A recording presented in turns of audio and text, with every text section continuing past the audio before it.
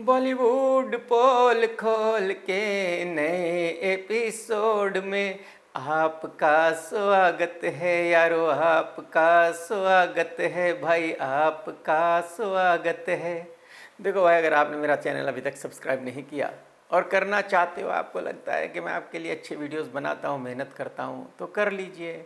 नहीं करना चाहते हो तो दिक्कत कोई नहीं है, आप वीडियो देख के एंजॉय कीजिए। ये वीडियो मैं बहुत दिनों के बाद बना रहा हूँ। उसकी वजह यह है कि मुझे कोल्ड हो गया था, मेरा गला ठीक नहीं था, और जाहिर सी बात है जब बोल ही नहीं सकता तो वीडियो कैसे बनाऊँगा। बिना बोले तो वीडियो बन नहीं सकता। खाली आपको अपना चेहरा दिखाऊंगा तो आप वीडियो देखोगे नहीं, तो फ़ायदा नहीं है बनाने का। आप में से बहुत सारे लोग ये भी कहते हैं कि मुझे बिग बॉस की न्यूज़ नहीं देनी चाहिए। ऐसा नहीं होता। देखिए, आप में से बहुत सारे लोग हैं जो बिग बॉस की न्यूज़ शायद पसंद नहीं करते, लेकिन ऐसे भी बहुत सारे लोग हैं जो ये कहते हैं कि सर बिग बॉस की ये खबर नहीं दी, वो खबर नहीं दी। यानी कि आप में से बहुत सारे लोग वो भी हैं जो बिग बॉस देख रहे हैं और उनको बिग बॉस के बारे में जानना है। बिग बॉस में सिर्फ 3 हफ्ते बाकी रह गए हैं, यानी कि शो ख़त्म होने वाला है, और अब जितने लोग घर में बचे हैं उनमें से कोई एक विनर होने वाला है। लेकिन मैं आपको ये बता दूं कि जो इस फिल्म के निर्माता हैं उन्होंने ये डिसाइड कर लिया है कि उन्होंने गौरव को ही जिताना है। उसकी वजह यह है कि गौरव टीवी की दुनिया से है, वो बहुत सारे सीरियल कर चुका है, तो अगर वो जीतता है तो कलर्स उसके साथ कुछ और सीरियल्स बनाएगा और उनको उसकी अच्छी टीआरपी मिलेगी। जनता के लिए ये एक रियलिटी शो हो सकता है, लेकिन जो इस शो को बनाने वाले हैं उनके लिए ये बिजनेस है। मैं आपको ये बता दूं, वो अपना फ़ायदा और नुकसान देखकर ही सब कुछ करते हैं। तो अगर गौरव को वो जिताते हैं तो जाहिर सी बात है उनको बहुत फ़ायदा है, किसी और को जिताते हैं तो कोई फ़ायदा होने वाला नहीं है। आप मुझे बताइए, अगर अमाल को जिता देते हैं तो कलर्स वाले उससे गाने बनवाएंगे? जाहिर सी बात है नहीं बनवाएंगे। तो कलर्स वालों का क्या फ़ायदा है? कलर्स वालों का 2 ही लोगों को जिताकर फ़ायदा है, या तो अशनूर या तो गौरव। और अशनूर इतनी स्ट्रॉन्ग कैंडिडेट नहीं है कि उसको जिताया जा सकता है, तो गौरव को ही जिताना पक्का है, 100% कन्फर्म है। आप में से बहुत सारे लोग शायद ये पूछेंगे कि मैं ऐसा क्यों कह रहा हूँ। अगर आपको याद हो तो फरहाना ने गौरव को ये कह दिया था कि भाई मैं तो आपको जानती नहीं हूँ, क्योंकि ना ही मैं टीवी देखती ना ही मैं सीरियल देखती, तो मुझे नहीं पता कि आप कौन हो। मैं तो आपको जानी हूँ बिग बॉस में आने के बाद।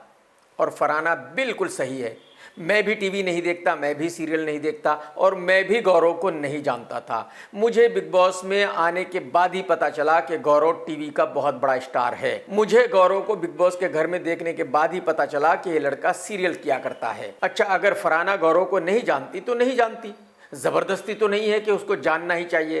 तो वीकेंड के वार पर बुढ़ऊ आया और उसने फरहाना को खूब धमकाया, खूब खरी खोटी सुनाई, और वही कहा जो वो हमेशा हर मुस्लिम लड़के या लड़की को कहा करता है कि दरवाज़ा खोल देता हूँ, अभी बाहर निकाल देता हूँ। खैर, फरहाना बेचारी बहुत ही गरीब घर से है, वो अफोर्ड नहीं कर सकती कि घर छोड़कर चली जाए, तो वो बेचारी लड़की चुप ही रही। और फिर बुढ़ऊ ने फरहाना से कहा कि गौरव एक सुपरस्टार है, मैंने इसके सीरियल्स देखे हैं, मेरी माँ ने इसके सीरियल्स देखे हैं, मेरी पूरी फैमिली ने इसके सीरियल्स देखे हैं। बड़ो भाई, मैं आपसे ये बताना चाहता हूँ कि अगर आपने, आपकी माताजी ने, आपकी बहनों ने, आपकी फैमिली ने गौरव के सीरियल्स देखे हैं और आपको लगता है कि वो सुपरस्टार है, तो इसमें कुछ भी गलत नहीं है।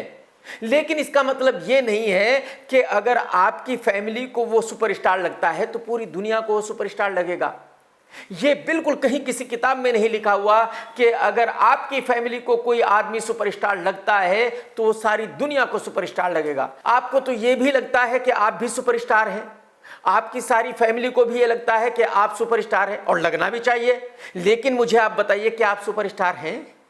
कौन से सुपरस्टार हैं आप भाई साहब, मुझे बताइए। हाइट आपकी 5 फीट 3 इंच, पेट इतना बड़ा है, जब चलते हो तो आपको चलता हुआ देखकर हंसी आ जाती है। यकीन कीजिए आप भाई साहब, ना आपको एक्टिंग आती, ना आपको हंसना आता, ना आपको रोना आता, बस जबरदस्ती के आप सुपरस्टार हो। तो इसका मतलब ये थोड़ा ही है कि पूरी दुनिया आपको सुपरस्टार मानेगी, नहीं ना। तो अगर गौरव आपके और आपकी फैमिली के लिए सुपरस्टार है तो मुझे बिल्कुल कतई कोई एतराज नहीं है, लेकिन इसका मतलब ये बिल्कुल नहीं है कि वो हमारे लिए भी सुपरस्टार है। हम तो उसको बिग बॉस में आने के बाद ही जाने हैं कि वो भी कोई लड़का है जो सीरियल किया करता है। रितेश की फिल्म मस्ती 4 जल्दी रिलीज होने वाली है और इसका ट्रेलर रिलीज हो चुका है, मैंने भी देखा है। भाई साहब, मजा आ गया है देखकर, कसम से। मैं आपको ये बता दूं कि ये फिल्म एक कॉमेडी फिल्म है। इस सब्जेक्ट पर बहुत कम फिल्में बनी हैं, लेकिन बहुत सारी फिल्में बहुत बड़ी हिट हैं। इस फिल्म की कहानी के मुताबिक इसमें अच्छे डायलॉग्स भी है, अच्छे सीन्स भी है और जाहिर सी बात है भी है। और इस तरह की फिल्मों के एक अलग दर्शक हैं।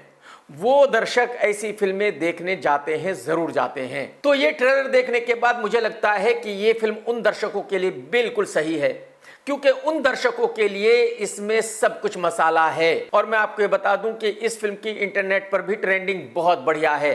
तो ऐसा लग रहा है कि इस फिल्म को बहुत बढ़िया ओपनिंग मिलने वाली है।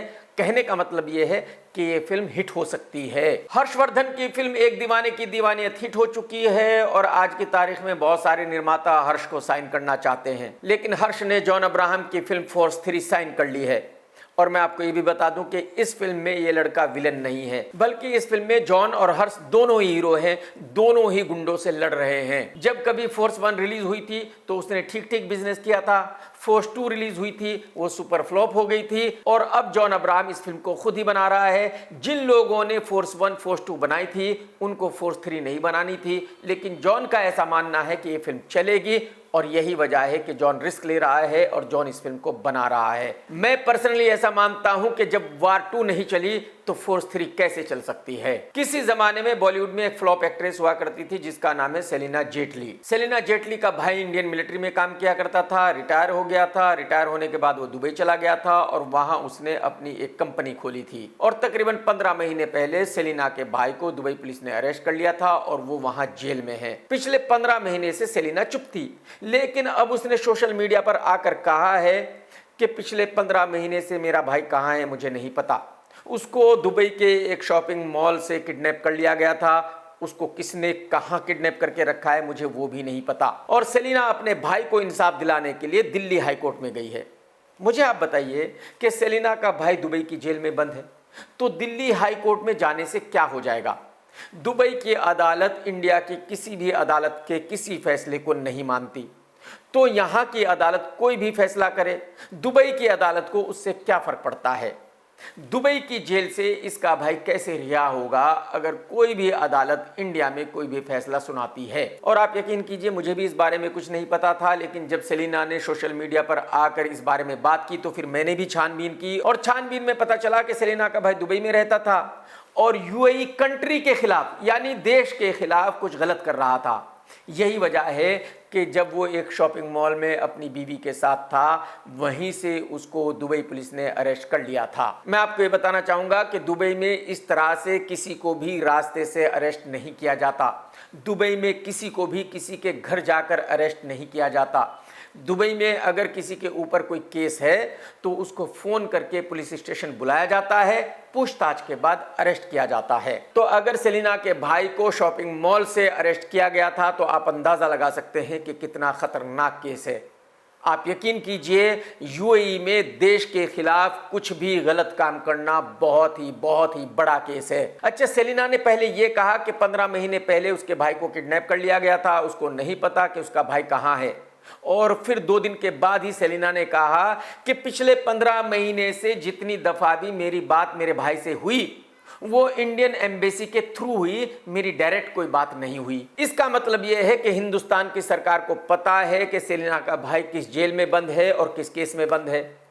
जो यूएई में इंडिया की एम्बेसी है उसको भी पता है कि वो कहाँ है, किस जेल में बंद है और किस केस में बंद है। तो यानी कि जो सेलिना ये कह रही थी कि मुझे नहीं पता मेरा भाई कहाँ है, उसको किडनैप कर लिया गया था, वो सरासर झूठ था, सफेद झूठ था। मैं सेलिना को ये बताना चाहता हूँ कि अगर आपको अपने भाई को छुड़ाना है तो आपको दुबई में जाकर दुबई की अदालत में केस लड़ना चाहिए।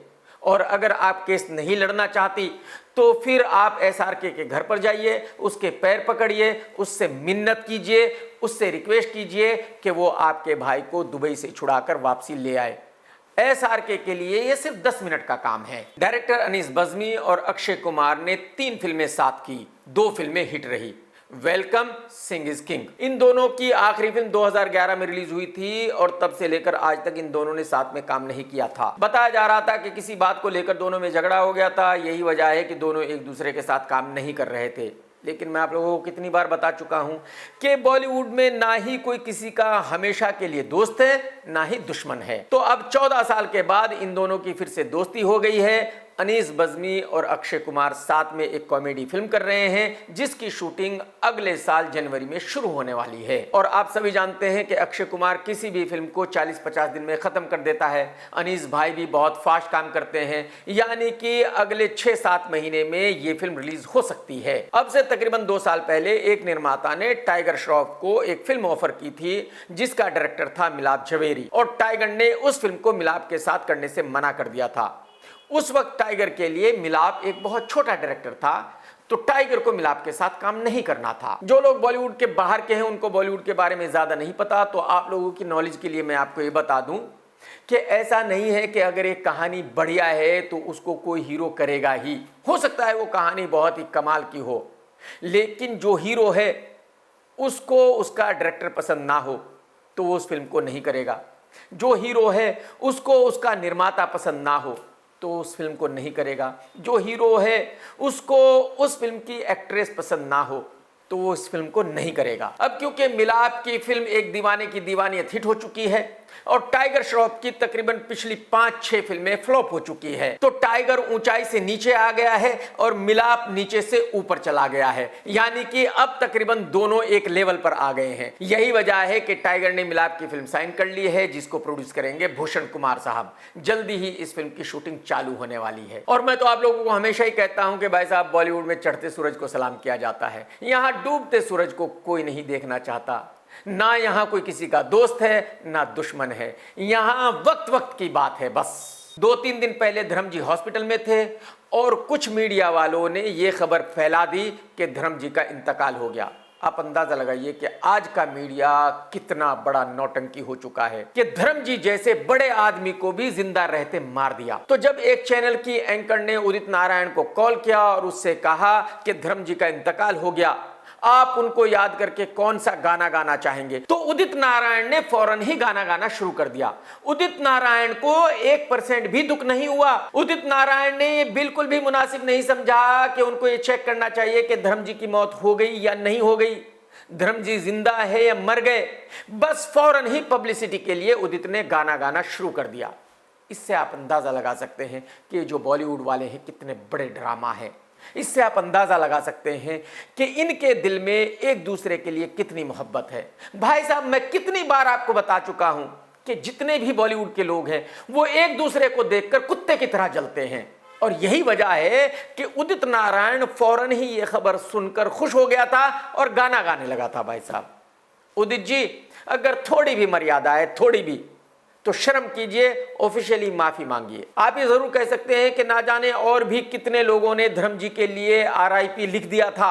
आप ये कह सकते हैं कि ना जाने कितने टीवी चैनल्स ने डिक्लेयर कर दिया था कि धर्म जी नहीं रहे, लेकिन भाई साहब, उन्होंने गलत किया था, तो अगर वो माफी नहीं मांगते ये उनकी प्रॉब्लम है। आपने गलत किया है, आपको माफी मांगनी चाहिए। ये तो आप सभी जानते हैं कि बहुत सारे एक्टर हैं जो सिगरेट बेचा करते हैं, तंबाकू बेचा करते हैं, गुटखा बेचा करते हैं, शराब बेचा करते हैं। इनको पैसे चाहिए, इनको अच्छे बुरे से कोई लेना देना नहीं है, गलत सही से कोई लेना देना नहीं है। इनको आप पैसे दे दो, कुछ भी करा लो। तो सलमान एक कंपनी का तंबाकू बेचा करता था, लेकिन विज्ञापन में कहा जाता था कि जो 5 रुपए का पैकेट है इसमें केसर है। मुझे बताइए, केसर? अरे भाई साहब, 5 रुपए में तो केसर की खुशबू भी नहीं आती, केसर तो बहुत दूर की बात है। कहने का मतलब यह है कि केसर के नाम पर गुटखा बेचा जा रहा था। यही वजह है कि एक कोई बंदा अदालत में पहुंच गया और अदालत ने नोटिस जारी किया है सलमान के लिए और कंपनी के लिए, दोनों के लिए, और दोनों को कहा है कि भाई आप बताइए ये गलत काम आप क्यों कर रहे थे। कंगना दीदी ने 2024 में महात्मा गांधी जी को लेकर कुछ ऐसे अल्फाज कह दिए थे जो ठीक नहीं थे, किसानों को लेकर भी कुछ ऐसा कहा था जो ठीक नहीं था, और उसी वक्त एक कोई वकील अदालत में चला गया था कंगना पर केस करने के लिए। अब आगरा की अदालत ने उस वकील की अर्जी को कबूल कर लिया है और ये कहा है कि हाँ, कंगना पर केस चलना चाहिए, वो भी देशद्रोह का। ये तो आप सभी जानते हैं कि कंगना को सजा तो होने वाली नहीं है, कंगना को फांसी तो होने वाली नहीं है। कंगना बीजेपी पार्टी से है, बीजेपी पार्टी देश चलाती है, तो कंगना को सजा कैसे हो सकती है। लेकिन हाँ, ये जरूर है कि कंगना को ये मुकदमा फेस करना पड़ेगा। और मैं आपको ये भी बताना चाहूंगा कि देशद्रोह का केस बहुत ही खतरनाक है।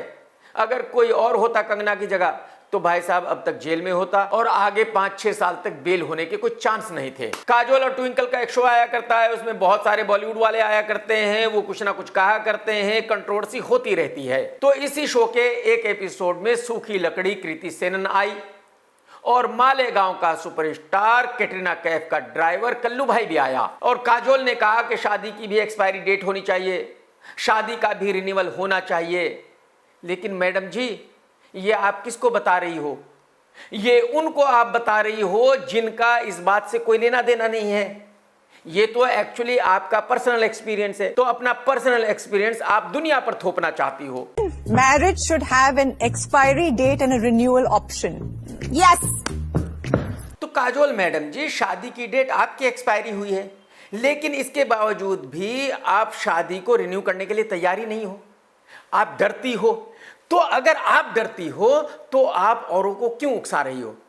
और आपकी शादी की डेट आज एक्सपायर नहीं हुई, बहुत सालों पहले हो चुकी। जब कभी अजय देवगन फिल्म कच्चे धागे कर रहा था, उस वक्त आपकी शादी की डेट एक्सपायर हो गई थी, लेकिन आप उसको मानने के लिए तैयार नहीं हो। बल्कि आपका ही मैंने एक इंटरव्यू देखा, आपने बताया कि जब शादी हुई थी और आप दोनों हनीमून पर गए थे 1 महीने के लिए, तो 15 दिन में ही अजय देवगन को बुखार आ गया था। अजय देवगन ने आपके सामने हाथ जोड़ लिए थे। अजय देवगन ने कहा था कि यार मैं बीमार हो गया हूं, प्लीज मुझे माफ कर दे, मुझे मुंबई वापसी जाना है। और आप दोनों मुंबई वापसी आ गए थे। तो हकीकत यह है कि आपकी शादी की डेट उसी दिन एक्सपायर हो गई थी और इतने सालों से आप खींचती आ रही हो क्योंकि आप में हिम्मत नहीं है अपनी शादी को रिन्यू करने की। तो मैडम जी, कहने का मतलब यह है कि जो बात आपने कही है वो सिर्फ आप पर ही लागू होती है। एक वेब सीरीज एक्टर है जिसका नाम है विजय वर्मा। आप सभी को पता है कि तकरीबन 1-1.5 साल तक ये बंदा तमन्ना फैली हुई को घुमा रहा था। उसी के घर पे रहता था, उसी का खाता था और वहीं मस्ती करता था। जब एक दिन तमन्ना ने इससे कहा कि मुझे शादी करनी है, तो इस भाई ने अपने कपड़े समेटे और घर छोड़कर भाग गया। लेकिन कमाल यह है कि 12 बजे तमन्ना के घर से भागा और 2 बजे सना फातिमा शेख का बॉयफ्रेंड बन गया। उस लड़की ने कहा कि मैं रेडी हूं, दिक्कत कोई नहीं है। और अब यह भाई सना फातिमा को घुमा रहा है।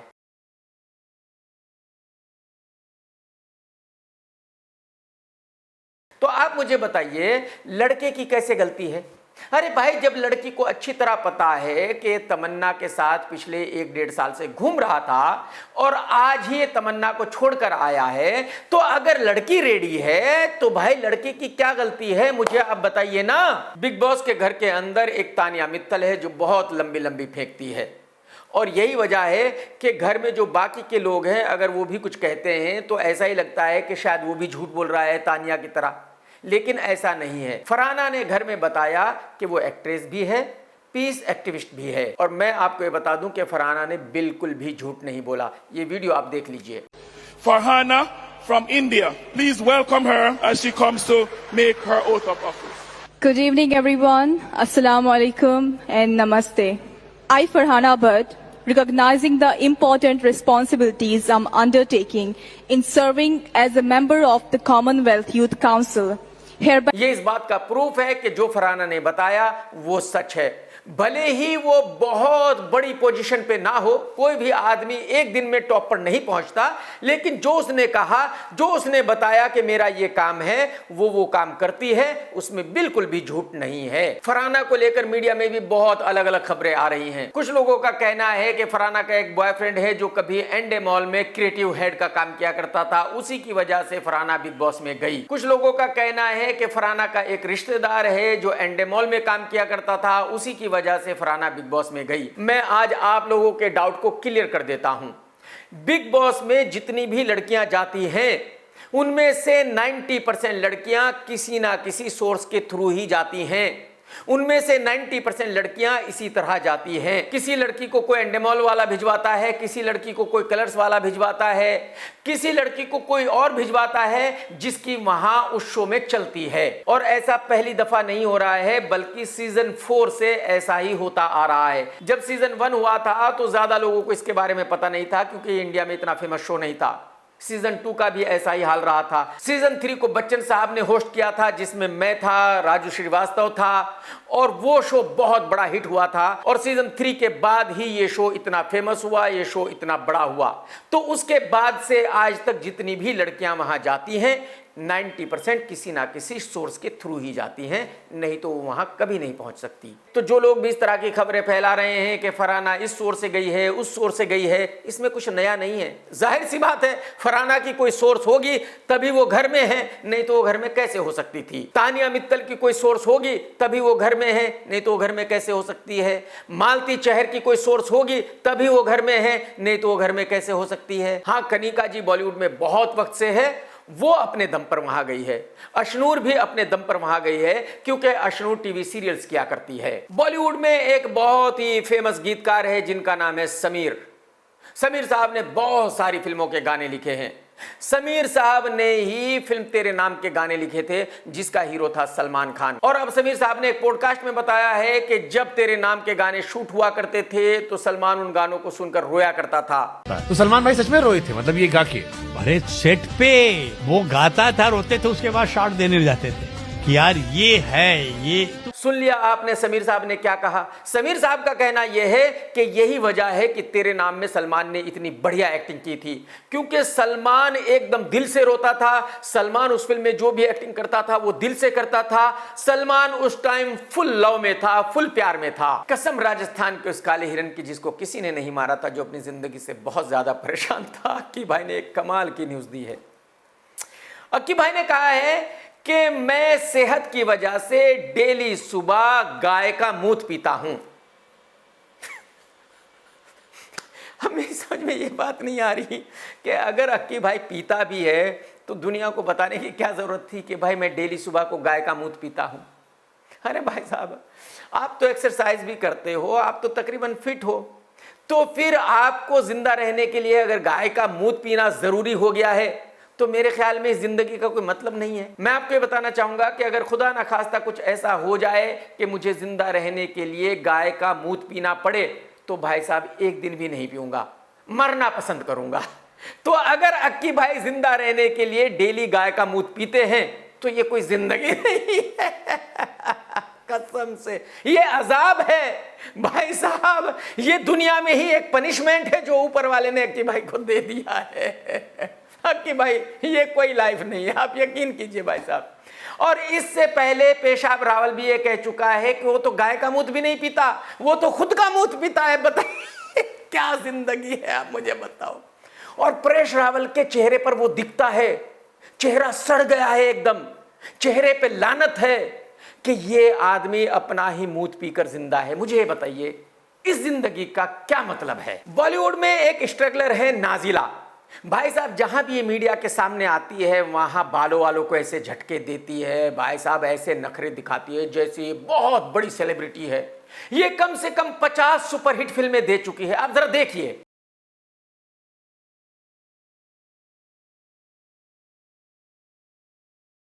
देख लिया आपने। इस मैडम से कोई पूछे कि मैडम जी आप सेलिब्रिटी हैं, किस वजह से हैं, आपने क्या किया है? कोई बहुत बड़ा टीवी सीरियल किया है, कोई बहुत बड़ी वेब सीरीज की है, कुछ 10, 20, 50 सुपरहिट फिल्में दी है, किस वजह से आप सेलिब्रिटी हो वो तो बता दो। इसका जवाब क्या होगा? इसका जवाब ये होगा कि सेलिब्रिटी इसलिए है कि इसने 1-1.5 साल तक मुनव्वर को चमचम खिलाई है। अब जब इसने मुनव्वर को चमचम खिलाई है, मुनव्वर फेमस है, तो ये सेलिब्रिटी अपने आप ही बन गई ना, बात ही खत्म हो गई। बताओ। अरे मैडम जी ये क्या क्वालिफिकेशन है कि आपने मुनव्वर फारूकी को चमचम खिलाई 1-1.5 साल तक, और उसको चमचम खिलाने के बाद आप बहुत बड़ी सेलिब्रिटी बन गई। ये कैसे है? मतलब क्या ही बोले, क्या क्या देखना पड़ रहा है साला एक ही जीवन में। ऊपर वाले ने किस गोले में भेज दिया है यार, सीरियसली। बिहार इलेक्शन का रिजल्ट आ गया है और वही हुआ जो मैंने कहा था। जिस दिन बिहार का इलेक्शन अनाउंस हुआ था, मैंने उसी दिन कहा था कि बीजेपी बहुत बड़े मार्जिन से जीतेगी, बीजेपी बिहार का इलेक्शन हार ही नहीं सकती। और वही हुआ जो मैंने प्रेडिक्शन किया था। और आज मैं आप लोगों को बता रहा हूं कि बीजेपी यूपी बहुत बड़े मार्जिन से जीतेगी। बीजेपी यूपी हार ही नहीं सकती, कुछ भी हो जाए। और मैं आपको ये भी बता दूं कि मोदी जी जब तक जिंदा रहेंगे आखिरी सांस तक मोदी जी ही प्रधानमंत्री रहेंगे देश के।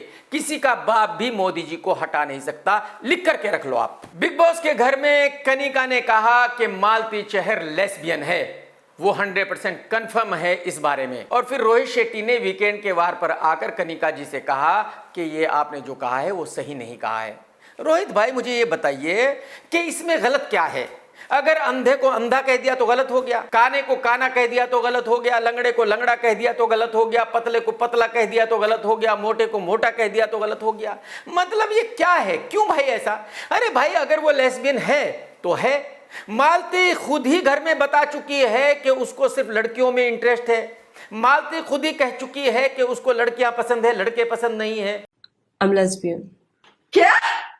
तू लेस्बो है?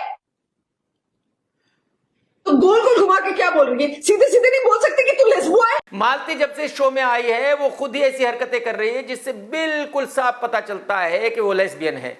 तो है, इसमें प्रॉब्लम क्या है? जब वो खुद नहीं छुपा रही है रोहित भाई, तो आप लोग क्यों छुपाना चाहते हो यार? अगले हफ्ते फरहान अख्तर की फिल्म 120 बहादुर रिलीज होने वाली है।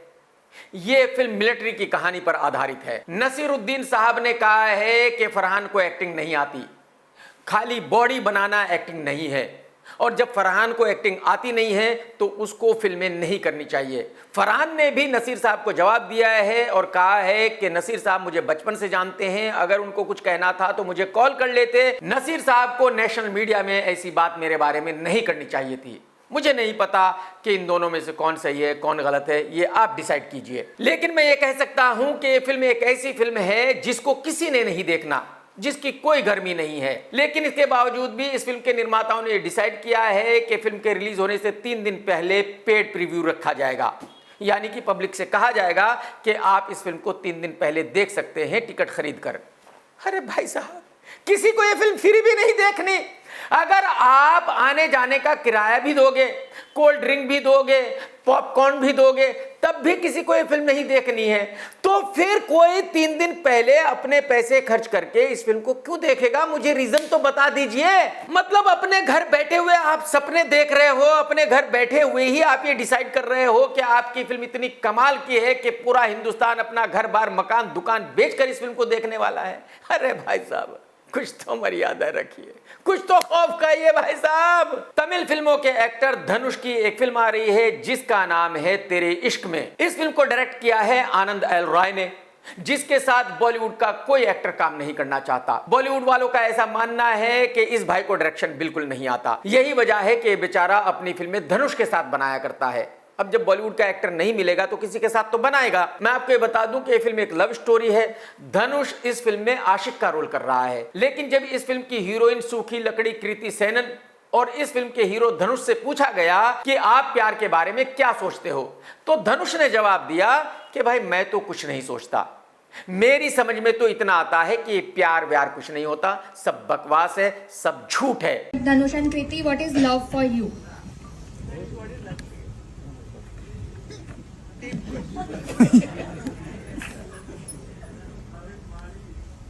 don't know. I don't know. He's too young to explain that to you.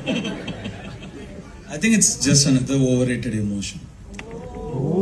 आप अंदाजा लगाइए, जो लड़का एक फिल्म में आशिक का रोल कर रहा है उसका प्यार में यकीन ही नहीं है, उसको ऐसा लगता है कि प्यार कुछ होता ही नहीं है।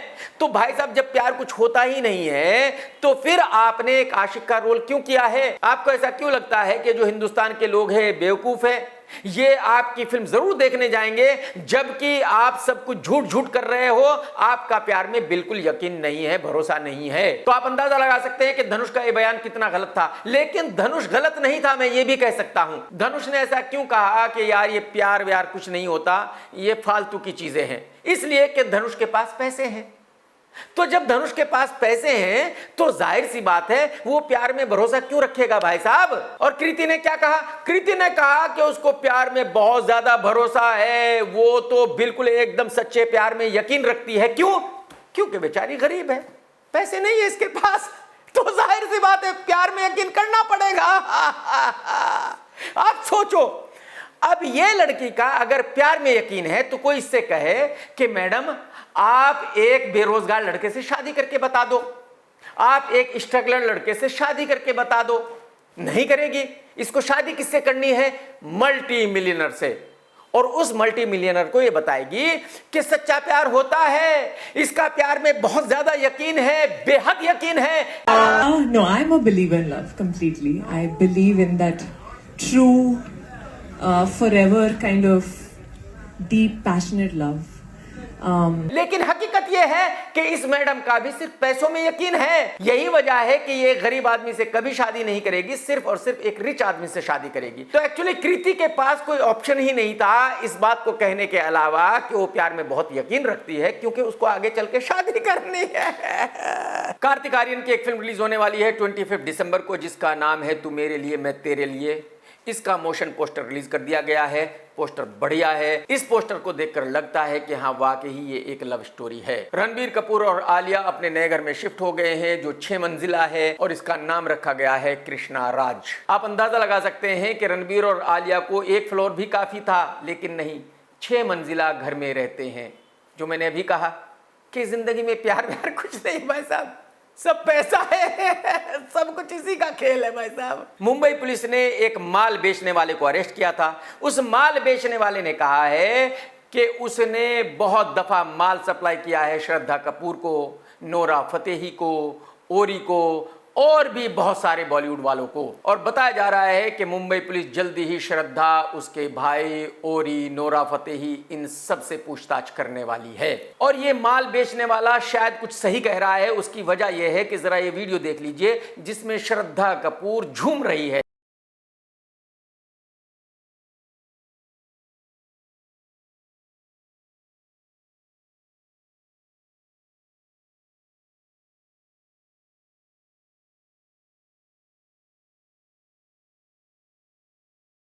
देख लिया भाई साहब आपने, माल लेकर एक अच्छे खासे इंसान का हाल ऐसा हो जाता है।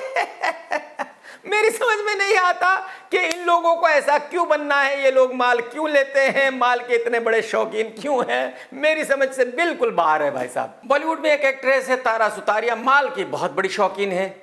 इस लड़की ने एक लड़के के चक्कर में अपना कैरियर एक तरफ रख दिया है। आज की तारीख में ये लड़की कोई भी फिल्म नहीं कर रही है। ये लड़की घूम रही है इस लड़के के साथ। जरा ये वीडियो देख लीजिए।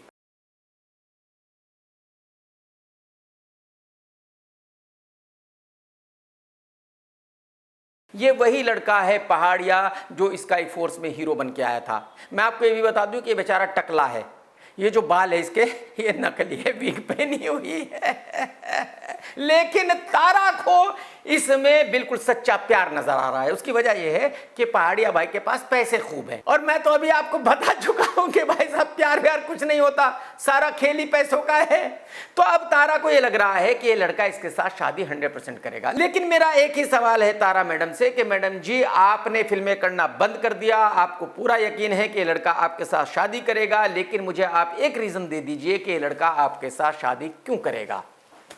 ये नहीं हो सकता मैडम जी, आप लिख करके रख लीजिए, ये कभी नहीं होगा।